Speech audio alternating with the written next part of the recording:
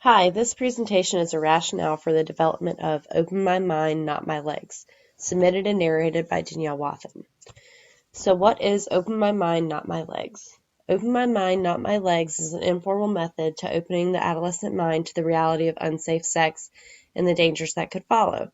Talking about sex with adolescents is often uncomfortable, and sometimes we forget to include all the gnarly details. Sure, we say if you have sex, you could get pregnant, but do we actually explain what that means? Do we take the extra leap out of our own comfort zones to discuss all the gory details of what having a baby actually means? Do we take the time to explain the long-term effects of HIV, or even the time to explain what an STD is? I know my parents and teachers didn't take that extra time, and that's the aim of this program, is to open the minds of adolescents so they know what they're actually getting into.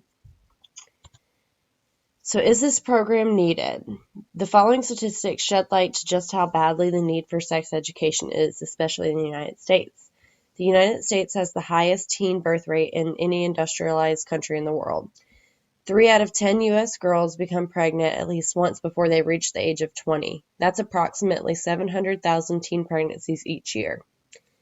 In 2000, estimated cost of treating adolescents with STIs was roughly $6.5 billion annually. This cost does exclude the cost for HIV and AIDS. So what's the big deal? Sex is really not the issue. Sex is a natural human activity, but adolescents are not participating in safe sexual behaviors. The CDC survey in 2013 of U.S. high school students reported that 46.8% of high school teens have had some sexual intercourse, 34% within the previous 3 months, and of those 34%, 40.9% reported not using a condom, and 15% have had sex with 4 or more partners. These statistics show that action does need to be taken for better awareness of the dangers of unsafe sex to our youth.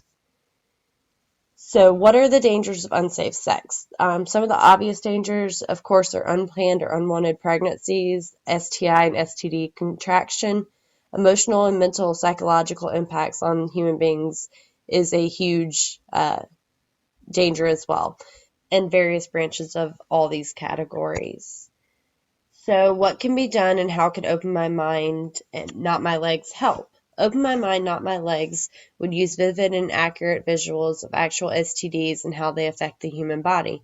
In addition, we would entertain guests who have personal experience with STDs or teen pregnancy. The goal is to lessen the censoring and show adolescents the real thing. So the objectives for Open My Mind, Not My Legs would be to increase the knowledge of adolescents having unsafe sex, potentially reduce the number of teen pregnancies in the U.S., also potentially reduce the number of new STIs acquired by the adolescent population, which would in turn potentially reduce the number of overall STIs in the United States. All of this combined can hopefully increase funds for disease control and prevention, with eliminating the amount that's being put towards adolescent care for STIs and pregnancies. These are my references. Thank you.